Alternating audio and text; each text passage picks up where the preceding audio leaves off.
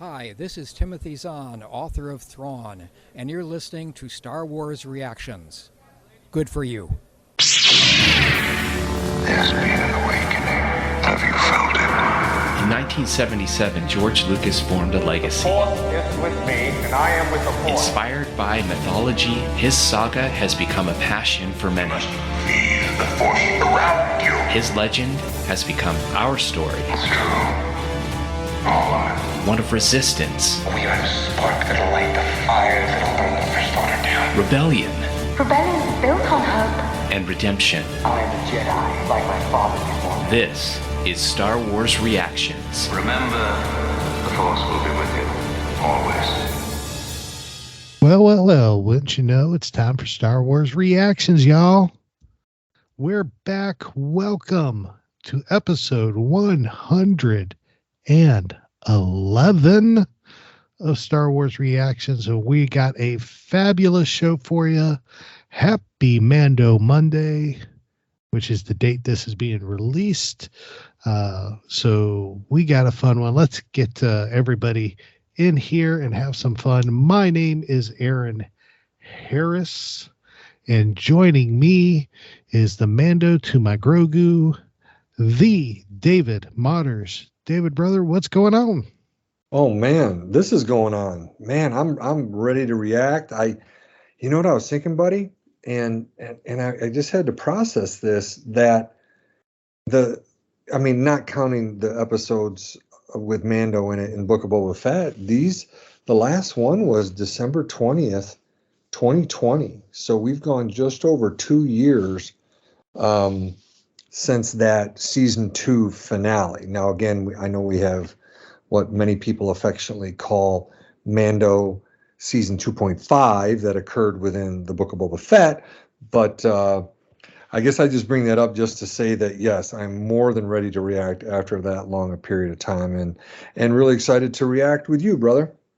Very cool. Very cool. I am looking forward to it as well. It has been a long journey to get back to a discussion about the Mandalorian.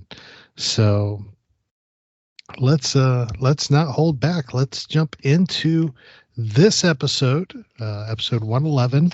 We are discussing chapter 17 of The Mandalorian. This is entitled The Apostate. This was released March 1st of 2023, written by the incredible Jon Favreau and directed by Rick. And I always mess this guy's name up, so you go ahead and take it for me, David. Rick Famuyiwa. It doesn't matter how many seasons of Mando we do, I will never get his name right. I'll always help you. That's why I count on you, my brother.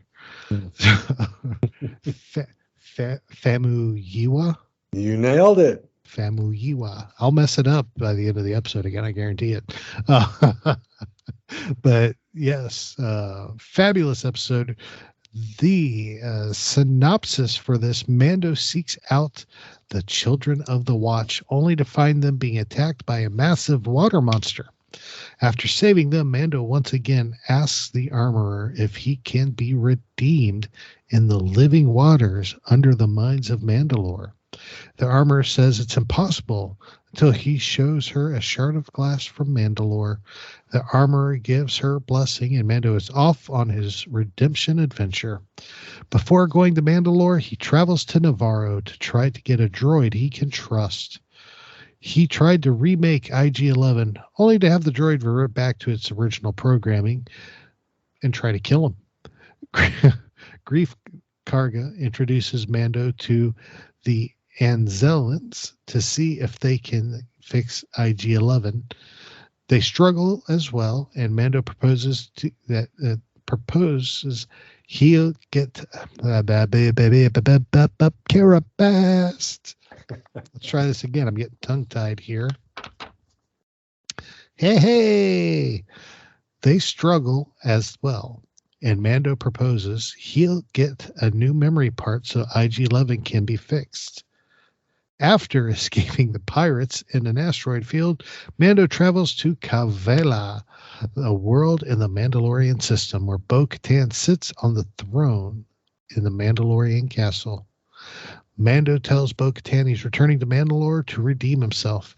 She calls him a fool, but does tell him where the living waters were located before the purge, which is beneath the Civic Center in the city of Sundari. He said he would find out if the planet is really poisoned. There endeth the synopsis. So let's see where we go. David, kick us off with your initial reactions, brother. Absolutely. Yeah, no, I really enjoyed this episode start to finish. Favreau and Filoni, they bring us back to the world of the Mandalorian they reintroduce, right, all the major players. They refreshed our mind on where the story ended in season 2. And they give us plenty of action and humor along the way. I'm really excited to see Mando get IG-11. That's gonna happen. I mean, right? He's got to get the part, and you got to do some of this stuff. I'm excited because in the season 3 trailer we see shots of Mandalore, destroyed, but they'll end up there. I'm excited to see the adventures there, and then just see what other kind of dangerous, exciting adventures that Mando and Grogu are going to go on this season. So this really set the stage, and no complaints from me. Very good, very good, very good. Me, I'm glad you enjoyed it. For me, when it finally came on, I was doing my best rock impression, and it was like, finally, The Mandalorian has come back to Disney Plus, and I'm so excited. And I was left so underwhelmed by the premiere. Don't get me wrong. It was a good episode of Star Wars. It was a good episode of The Mandalorian. It set up the season with a lot of details and a lot of good stuff. There were a lot of things I did enjoy from the pirates and Karga, and then of course the Purgil showing up in hyperspace really blew my mind. But I thought that visually it was stunning. Musically, it was spectacular. The acting was incredible. But something was missing, and I can't put my finger on it. I felt underwhelmed by the premiere. We waited so long to get new Mandalorian, and I just felt like there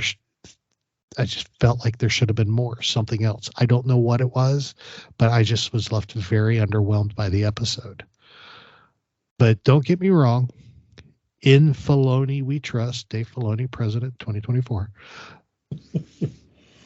I am still looking forward to next week's episode passionately. But this one just didn't do it for me. You know what I was thinking as you were saying that? I wonder if it was this, brother. And I feel you. I know what you're saying here. I wonder, with this creature at the beginning, right? Mm-hmm. I mean, listen, this episode is 37 minutes long, take off 4 minutes of credits. This is like a 32 minute premiere. And we're used to season premieres being at least 45, 47, 50 minutes. So that might be part of it. And clearly the money they spent on that whole initial scene, you feel like that's where they put it. And they had to shorten the rest of the episode. But I don't know. That might be it. But I was surprised. I was surprised how short it was for a season premiere. Exactly. And here's the thing too, and we can get into this in our talk about that, but that whole opening scene to me was just not necessary.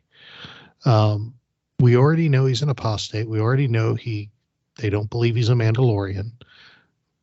All he needed to do was set up in a conversation with Karga that he is on a mission to get redeemed by going to Mandalore and bathing in the waters. That was all he had to set up. We didn't need that whole scene at the beginning. And if they'd have skipped that, gone into that, we could have gotten more scenes with the pirates. We could have gotten that space battle was pretty legit, going through the asteroids. I enjoyed that. But we could have gotten more out of the scene at that. I feel, but hey, whatever. It's in there. It is what it is. I mean, don't get me wrong. There was some cool stuff in that opening scene. Seeing the armorer banging the Beskar into a new helmet for a new foundling was just awesome to see. At first I thought Mando was having a flashback to when he got his helmet, but it ended up not being that way. But overall, still a good episode. So let's jump into our talking points. If you're ready, sir. I'm ready. All right. Well, let's talk about let's talk about the giant Easter egg at the beginning of the episode. Yes. We have Mando in his N1 Naboo starfighter, custom chrome, custom dome where the droid should be, so Grogu could pop his little head up and look around. And we have Grogu with his head popped up looking around while they're in hyperspace. Mando's sleeping. And he's just staring off looking at the lights flying past him as they're in hyperspace, that vibrant blue. And all of a sudden there's a shadow. And that shadow grows. And then there's multiple shadows. I am not ashamed to admit I squealed like a little girl. Well, yes, the Purrgil. I mean, this goes back to something you've talked about many times. People complained about that episode back when Rebels premiered that episode, and you and I know that. And here they are as this really incredible animal, sentient creature that can, just shoot through hyperspace. Not only do that, but you and I know that these Purrgil, or that Purrgil took, a Star Destroyer with Ezra and Thrawn and went right into hyperspace. Didn't just take themselves, but a massive ship. It's just incredible. So, I loved it. When I saw it, I was like, it was so cool. And for Grogu to see them. I don't know if that was, I'm guessing that was Filoni's idea, talking to Favreau, hey, we got to put this in. Because Favreau writes most of this, and I think Filoni says, hey, do things like this. And I thought that was brilliant. Oh, absolutely. I thought it was great. And it makes you wonder, knowing Filoni's involvement and knowing Ahsoka's coming and knowing the premises, she's searching for Thrawn and Ezra, and knowing the Purrgil or how they escaped, if that was a nod to Ahsoka series coming up, because Purrgil are going to have to make an appearance in that show. They'll have to. You can't have a search for Ezra and Thrawn without Purrgil being involved somehow, considering they're the ones responsible for them disappearing in the first place. Well, this is laying the seeds for bringing these series together. That's what Kathleen Kennedy said several years ago, that all of these would coalesce into one massive story. And I'll tell you right now, Star Wars has not been on the silver screen for a long time. We've heard all these other rumors, but I'll tell you, if you put this into a movie, done by Filoni and Favreau, and brought all these series together, oh my gosh, you want to talk about make money. Just print it right now. Yep. I can see it now. The ultimate crossover event, Ahsokalorian. Yes. Oh my gosh. Right. Oh my gosh. Or Mandoka. What's that? Or Mandoka. I don't know that Disney's going to go with your ideas on this. Just going out on a limb. But all right, we're not doing a dad joke of the week. They're comedic gold here. I know, comedic gold. It's comedic gold. Oh my gosh. A shout out to the last episode. I thought this was a parent. Oh my gosh. Whoever listened to the last episode will get that. I couldn't help myself. Sorry. Anyway. but yeah, they're laying the groundwork here. Dave Filoni, they're laying the groundwork for these series to come together. Yeah. Absolutely. And it was fabulous to see them in action there with Grogu, just completely amazed by them. Perfect. Well, let's move to Navarro. We see Navarro, and we know from the press junkets and stuff that Filoni and Favreau have done that this season of Mandalorian takes place 2 years after the last season. That actually was mentioned during an interview there that Filoni did. That is 2 years later. So we see Navarro 2 years after we saw it last in season 2. Mm-hmm. And it is exploded into a commerce center.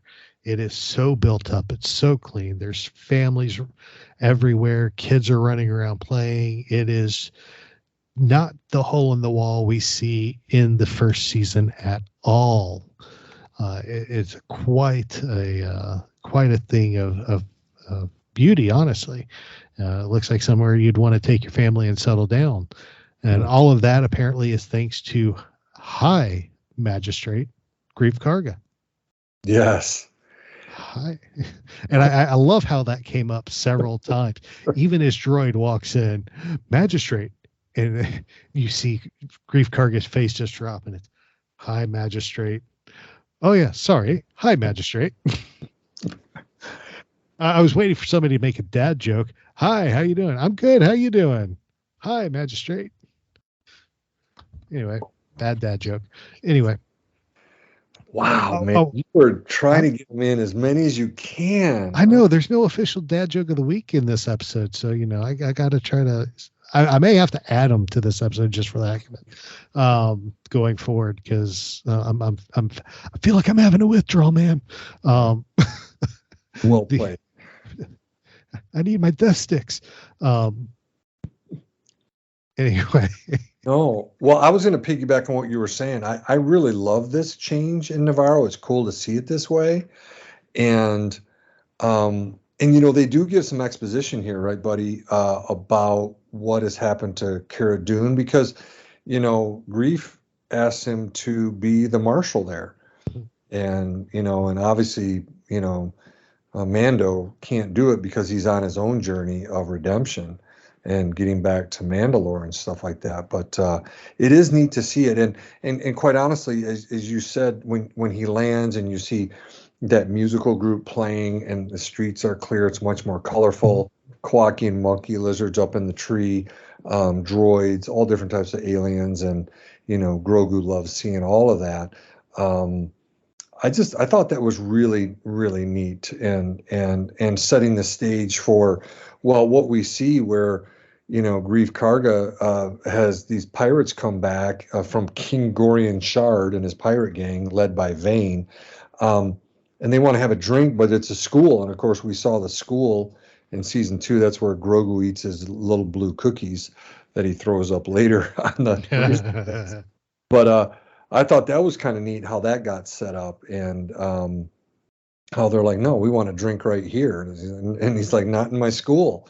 And I love the Western vibe too, where they both, when High Magistrate Grief Karga pulls his cape, his cloak to the side, and good old fashioned standoff. So this was hitting, all the chords for me. I thought it was pretty fun. And so like you said, action there. And then it's really cool because I didn't realize there were Anzellans on Navarro. And of course, if people don't remember Anzellans, that's what Babel Freak. Babo Freak is. Yeah, hey, you know, Hey. in the Rise of Skywalker. So to see a whole group of them back and to be voiced by the woman who did it in the movie was really cool to see those little guys. Oh, it really was. I had a kick out of seeing them back, and I found it hilarious. And this was one of the things I liked. This whole scene with the Anzellans is, you know, Mando's trying to communicate with them, and he's like, "Do you speak Huttese?" I'm not understanding what you're saying. And then you got Grief Karga standing outside the door because he doesn't want to crawl into that little room. And he's like, "They said he's broken. Get a new one. His memory is gone." And he's just shouting translations from the door. And what's great about this scene is even though Mando's got his helmet on, you can see his eyes rolling through the helmet. Right. It's that kind of humor, right? It's that humor with Grief Karga. You know, Carl Weathers just hitting those little comedic elements, and even, you know, Grogu, you know, hugging, grabbing one of the Anzellans, and it's yelling, bad baby," and I'm, oh my god, you know, that was just, that was hilarious. Oh my gosh. And of course, Mando's, you know, hey, he's really young. Sorry He's about not a that. pet. He's not a pet. Yeah. And that's the kind of stuff, like when I think of Return of the Jedi, when we're outside of Jabba's palace and you see that, is it a Gort, Gorrt, I think, you know, and its tongue snaps out and grabs a, you know, some type of insect. It's that kind of stuff, little kind of quirky, fun kind of humor that very much reminds me of George Lucas. And here's why, you know, we say, you know, in Filoni we trust, because of scenes like that. No, absolutely. You know, it's I really enjoyed the Navarro scenes because, like I said, even though I felt overwhelmed, there were some high points in the episode, and this was one of them. Mm-hmm. Everything that happened in Navarro was a high point in the episode for me. Mm-hmm. Especially with the Anzellans, but then of course with Vane and these pirates as well. Oh yeah, because you know they fit right in with the kind of pirates you think you think Star Wars, you hear pirates, you think Hondo. Yeah, and these are the type of pirates that you would see with Hondo. They fit the mold of the pirates you saw with Hondo in the Clone Wars, and so it was fun to see these pirates. And then of course the gunfight. Then of course we get the whole asteroid field starfighter battle where Mando is just literally picking them off one by one, and he's outnumbered 6-1. And he does a fantastic job fighting off the odds. But then of course we see the giant ship. He rounds the corner. Vane is basically leading him into a trap, and there's of course King Gorian Shard's giant pirate ship. Yeah, and it looked amazing. It was great, and you know, and it never hit me because I never saw the show growing up. But one of my friends in our group chat was sending messages, and basically said was actually one of the highlights was seeing King Gorian Shard, because it's the same. It appears to be the same species that he saw in the what is it? In the the droids? Let me pull it up. What show is this? Ewoks. No, the Ewoks. Oh, look, the Ewoks. The green guys that are always trying to get the Ewoks magic. I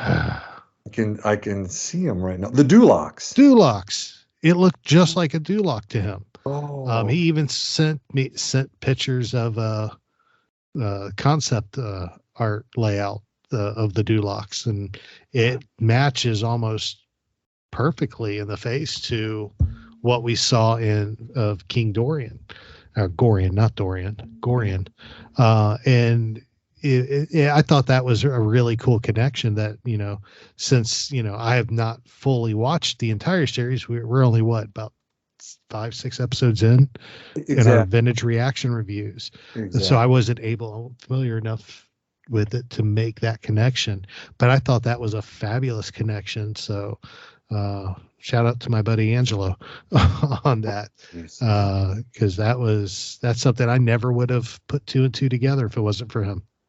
No, that's a good call. And I'll tell you this, we talked about the money spent on that initial scene with that creature. It reminded me a lot of the battle with the Crate Dragon at the beginning of season 2 of The Mandalorian. Is this asteroid scene, and you mentioned it, this is on the quality level, I think, of episode 2, It's just incredible looking. I mean, that was not chintzy. That was a lot of money right there. Yeah. So, yeah. I will say, though, the only thing that would have made the scene better would have been the asteroid theme from Empire Strikes Back. Oh, having it going. Yeah. Yeah. That do. Yes. Bum, bum, bum, bum, bum, bum, bum. I think that would have been. I may have to go back and cut that scene out and just overlay the music just to see how it fits. Yeah, that'd be pretty cool, man. Yeah. But that's the only thing that would have made that scene better, I think. But it was a fabulous scene. Yeah, just incredible. So from there, Mando ends up going to Kavala and meeting with Bo-Katan. And to me, this is where the show goes off the rails again. It was fun to see Kavala. It was fun to see Bo-Katan, but I don't know. It didn't. It almost felt like they were trying to twist Kit Bo into being a rival and a bad guy in this.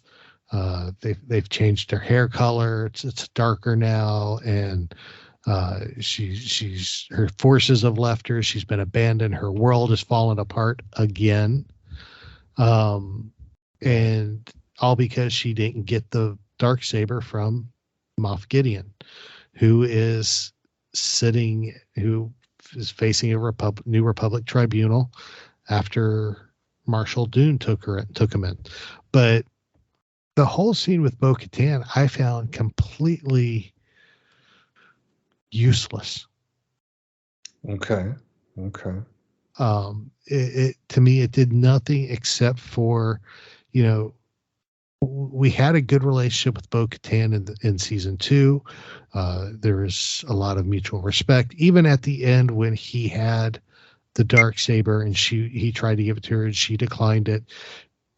Yes, her attitude changed, but there was still a level of friendship and trust in this scene that was still existing. But now she just seems like a bitter old woman. Yeah. I didn't like it. Yeah, I know what you're saying. I'm going to talk a little bit more about this scene in my psychology corner. But I think suffice it to say, I think, like you've mentioned, at the beginning and at the end of this episode, it's, I believe, whether it's Favreau and Filoni or the other producers, Rick Famuyiwa directing, all of them, I think that the feel that I have is that they did that scene with the armor and with Bo-Katan at the end from the stance that they feel that maybe a lot of people, a lot of fans, the beauty of The Mandalorian with Grogu and all that is there's not just us diehards, but it's, it's just an absolute hit with almost everybody. And I think that they anticipated that a lot of people didn't see Book of Boba Fett. And so they just were erring on the side of this being a real setup to really convey, hey, this is what he's doing, not just at the beginning of the episode, but at the end. And I don't know. I don't need to be making excuses for it, but I'm guessing that might be part of it. Just like, hey, this is the setup to the entire season, and we're going to tell you one more time. But I think we're going to see Bo-Katan come around. I think that we're going to see some good stuff with her. Yeah, I hope so. I hope she snaps out of that funk. But she still seems Darksaber obsessed, because her first question is, "Do you still got it? You still got it?" Like you could see the evil wheels turning. Yeah.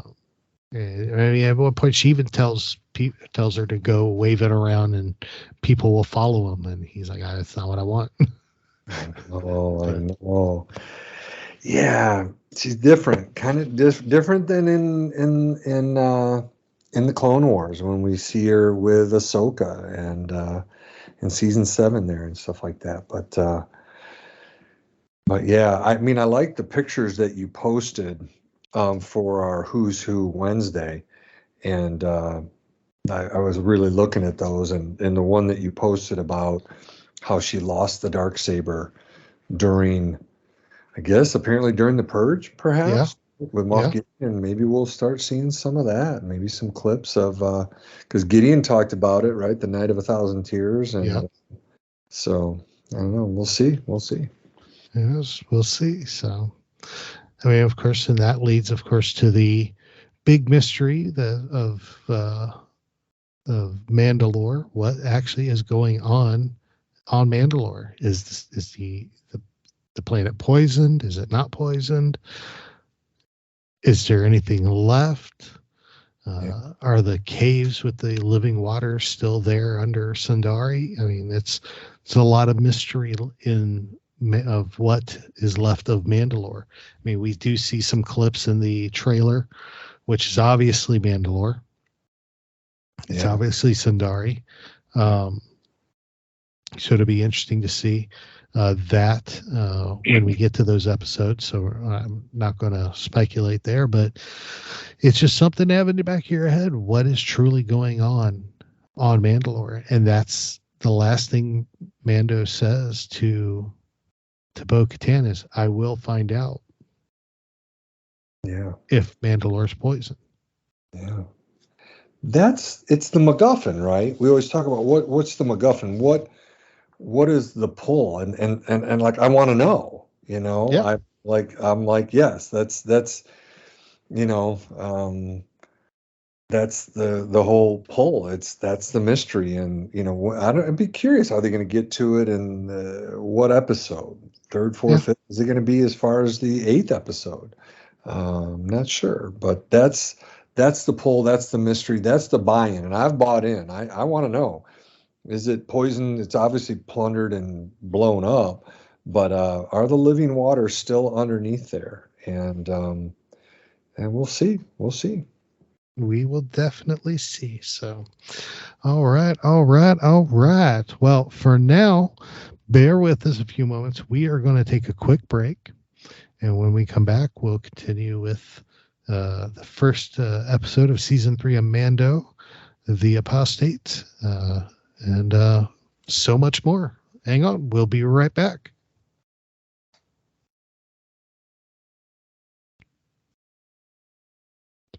Welcome back, everybody. Aaron and David here, Star Wars Reactions. We are discussing the season 3 premiere of Star Wars, The Mandalorian, chapter 17, The Apostate. And we're having a great discussion. And it's, one thing I really want to talk about too, and this isn't even in our notes, it really has nothing to do with The Mandalorian, but with Star Wars in general right now, is that we're getting so much content, and there's so much Star Wars. We're getting I think somebody posted online between all the new shows we're getting this week and the new comics and everything, we were getting 24 different Star Wars stories this month between comics and books and TV shows, everything. 24 brand new Star Wars stories, which is an incredibly large amount of content. And the discussion David and I are having, and our differences are in our views on this episode really go to what it should really be like in fandom. Not everybody's going to like everything. Not everybody's going to have, people are going to like things that you don't. People are going to not like things that you're not like things that you do, and so on and so forth. David and I had very vastly different experiences with this episode. He thoroughly enjoyed it. I enjoyed it, but I found it underwhelming. I mean, there's differences in experiences. There's nothing wrong with that.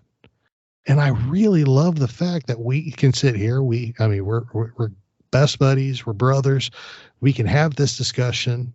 And I will say 9 times out of 10, we normally agree. I can literally count on one hand the number of times we've had differences of opinions on Star Wars. And it's kind of somewhat this episode and Visions. That's it. Right. Yeah. Most of the time we're pretty much on the same page. But I just wanted to point out, this is how fandom should be.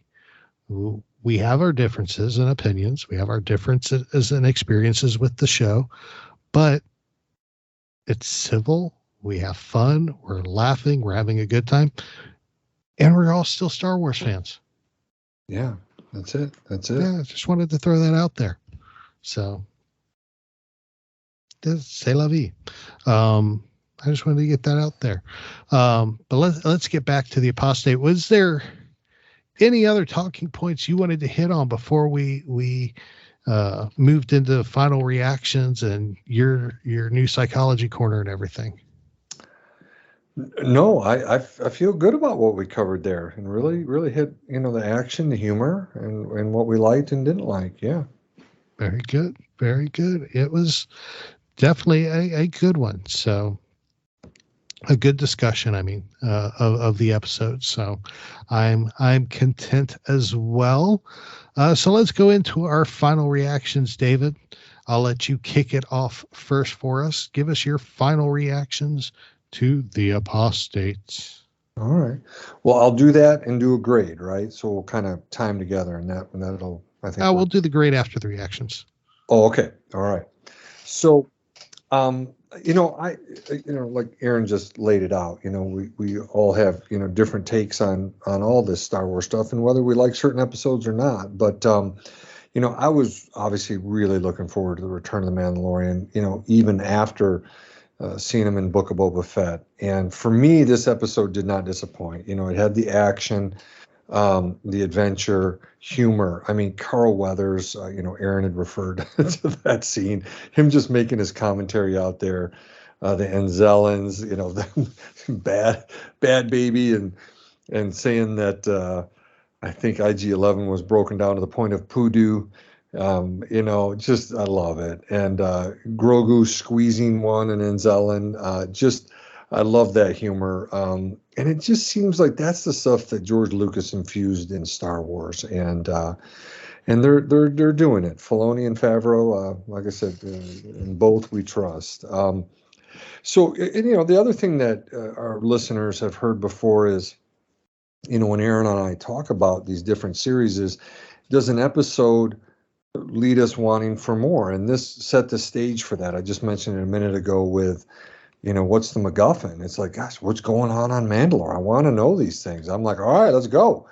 And so I felt like, it did what it was supposed to do. And plus it set the stage for me to do a psychology corner a little bit later, and I'll do that in just a little bit. But those are just some of my final reactions. Very good. Very good. Very good.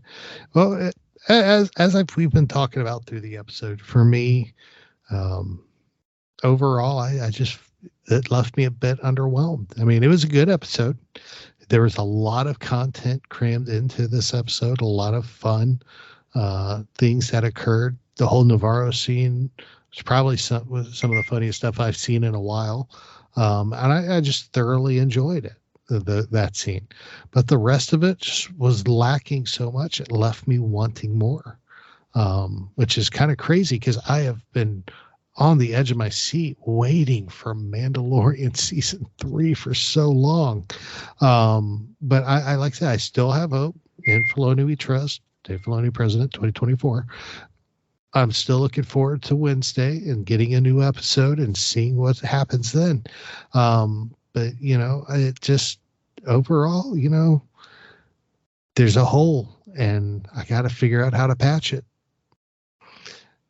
And it's going to have to wait till Wednesday, I guess, to get filled with more Mando. So, of course, as you know, we do grade episodes as we review them, just like you get grades as you would get in school. It could be an A, B, C, D, or F, and we base that on what we feel about the episode, the content in it, and everything. So, honestly, for me, David, like I said, even though the Navarro scene is really what saved the episode for me, and I have to give the episode just a B. Yeah. I mean, no, and for me, I went with an A because kind of like what I was describing with the action, the adventure, the humor, setting the stage for the rest of the season. I went with a solid A. Again, I think Aaron and I know. We know there's going to be better episodes than this. And I'm excited for that. Oh, absolutely. And so am I. And there's going to be a lot more. We got episodes through April, so it's going to be a lot of fun to see where it leads and everything. So, of course, we want to hear from you. Tell us what you thought of the premiere of Mandalorian Season 3. Hit us up on our social media accounts, Facebook and Twitter, SW Reactions Pod, Instagram, Pinterest, and of course, Tumblr, where you can find all of our show notes and links that we mentioned during the show. That's SW Reactions. Or, of course, email us 24 hours a day, 7 days a week at swreactions@gmail.com. David, brother, it is Super Psychology Corner time. All right. So I went back and looked at my psychology corners for Mando Season 2 back in 2020. Just went back to our show notes, just went back and, Aaron and I put quite a bit into those things. And I'm glad because it was nice to go back and just see, I knew I'd covered different aspects of parenting, but I really wanted to get that back in my mind to kind of see how I did that, had that theme over the entire course of Mando Season 2. And for Mando Season 3, I wanted to do something similar, have a consistent theme. Like I just wrapped up doing a series of psychology corners looking at thinking errors. And had one in there about grief because of recent events for me.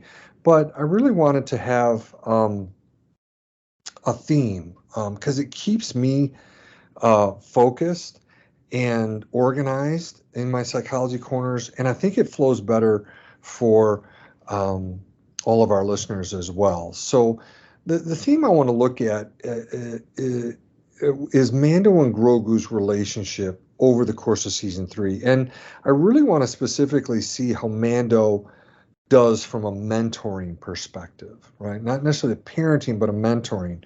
Why mentoring? Why this theme for Mando Season 3? I honestly started thinking about it when we saw all the Luke Skywalker scenes mentoring Grogu in the Book of Boba Fett, right? And as Aaron mentioned, didn't realize it until yesterday that he was with Luke for about 2 years. And So, I enjoyed those scenes and watching Luke train. I think I mentioned it a couple episodes ago. I went back and watched those 3 episodes of the Book of Boba Fett with Luke mentoring and training and being a mentor to Grogu, to get me fresh for this season. And so, not only was I thinking about mentoring from those scenes with Luke and Grogu, but also I started thinking about mentoring when I saw the Mando season 3 trailer, where we really hear Mando talking to Grogu about knowing his way around the galaxy, right? We got that, and him talking about that. And I have to tell you, I thought about it even more after listening to Dan Z's interview with Jon Favreau and Dave Filoni just before the season 3 premiere yesterday, March 1st. That was, if anybody wants to listen to that, that's CWK, Coffee with Kenobi, episode number 617. And, you hear various fan podcasts ask various questions. And Dan asked a question about the Darksaber. And it was cool because Dave Filoni talked about Kanan guiding and mentoring Sabine with the Darksaber. And Dave Filoni also talked about the importance of having someone more knowledgeable, skilled, and mature, to help those who are not quite there yet. And, so all these things get put into place to get me thinking about mentoring. Of course, back as far back as 1977, I'm 8 years old, sitting in the theater, seeing Ben Kenobi be a mentor to Luke. But I've been thinking about a lot of the mentor relationships in Star Wars over the years, right? Qui-Gon with Obi-Wan, Obi-Wan with Anakin, Obi-Wan with Luke, like I just mentioned, Anakin with Ahsoka, and we see that introduced in 2008 with the Clone Wars. How about Yoda with Dooku? They talk a little bit in episode 2 about that. In the High Republic, Phase 1, we see Loden Greatstorm with Bel Zettifar, Niba Seek with Buryaga, right, a Wookiee Jedi. We see Skier with Keeve Trennis. I'm not even to mention, some of the master and apprentice relationships in Phase 2, which is going on right now in the High Republic. But I even thought about Palpatine, the master, and Vader, the apprentice. That's a messed up mentor situation. But, here's a lot of them. And even we've seen the armorer be a type of mentor to Din Djarin, to Mando, over seasons 1 and 2. So all of those things came together, and just really it made sense to me to say, hey, this would be a nice consistent theme to look at for Aaron, myself, and the listeners as we go through each of these episodes. So what I'm going to do is I'm going to look for several aspects of good mentoring.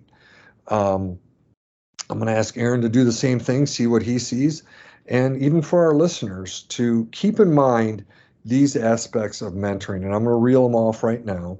And I'm going to kind of look at each episode this season through the eyes of these particular aspects of mentoring. So one is this, effective, good mentoring is focused on the mentee, the person being mentored, right? Let's look for that. Is it focused on Grogu? Let's look and see if we see mentoring that provides feedback in a manner that is growth focused and non-punitive, right? Does Mando interact with Grogu in a way that helps his growth? We saw it in the asteroid field just before the pirates attack. He's trying to explain what the different readouts are, right? That's growth focused. It's non-punitive. He's helping Grogu to learn in a positive way, stuff that'll help him later in life. Let's look for mentoring that conveys warmth and collegiality. We've seen that in season 1 and season 2, but let's keep looking for it here in season 3. How about this?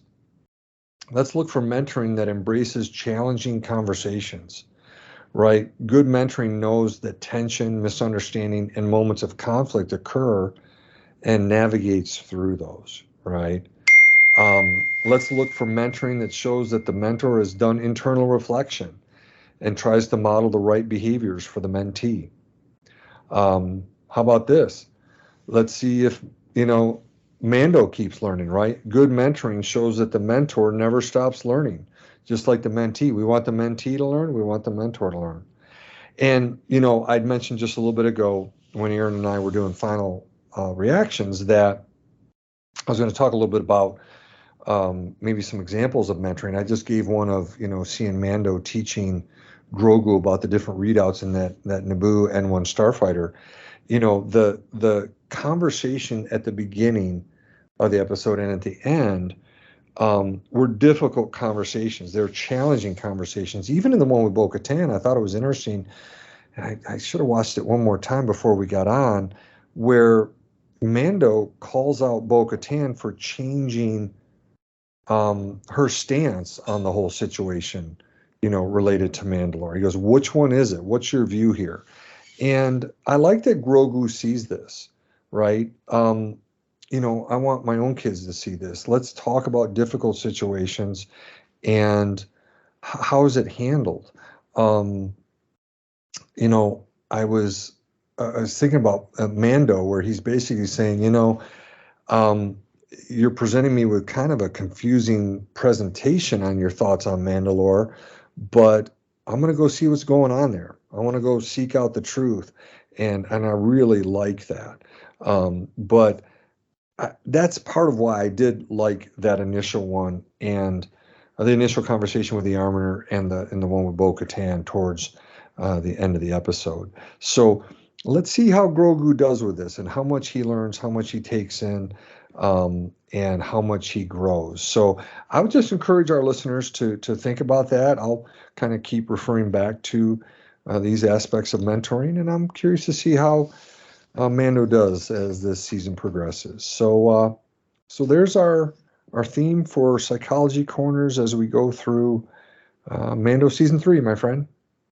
Very cool. Very cool. I am so looking forward to this. And it's going to make it even more fun, folks, because we got homework. I know. Star Wars homework. Good stuff. Star Wars homework. It doesn't get much better than that. That's right. All right, David. And if somebody has questions for you about your Psychology Corner, about Star Wars, or if they want to turn in their homework, how would they go about doing that, buddy? That's right. Well, they can hit me up on Twitter, and that's at David_Modders, MODDERS. Be curious to see what our listeners think of Mando's mentoring. And one other spot is Instagram. And that's just simply look up my name, David Modders, and there I am. Very good. Very good. And of course, if you want to talk Star Wars with me, the best places, of course, Twitter, as always, TA Harris 121079. I look forward to hearing from y'all there. David, my friend, it has been a blast. Yeah, I've enjoyed it, man. We're knocking out some episodes here, and it's really enjoyable to be reacting to Mando episodes once again with you. Absolutely. It has been fun. I'm looking forward to the future. And we're going to have a busy March. It's our March reactions madness. So get ready for these double episodes each week. It's going to be a blast. So, all right, everybody. Thank y'all so much for listening. Y'all are the best. Y'all are awesome. Y'all are the greatest. Always remember that. We love y'all. We're praying for y'all. Be safe. Be kind. Change the world. Make it a better place. And it's going to it'll be quite rewarding. Trust me. Just to do what you can to make the world better. So remember, this is your place for elegant discussion for a more civilized age. If If you would like to share your thoughts, you can email us at show@starwarsreactions.com. For our show notes and the latest news from the Star Wars universe, visit our website at www.starwarsreactions.com. You can also follow us on Twitter at SWReactionsPod or on Facebook at Star Wars Reactions. If you enjoy our show, please leave a review on iTunes. This podcast is not endorsed by the Walt Disney Company or by Lucasfilm Limited. It's intended for entertainment and informational purposes only. The official Star Wars website can be found at www.starwars.com. Star Wars. All names, sounds, and any other Star Wars related items are registered trademarks and or copyrights of Disney and the respective trademark and copyright holders. All original content of this podcast is the intellectual property of Star Wars Reactions unless otherwise indicated. Star Wars Reactions. Elegant discussion for a more civilized age.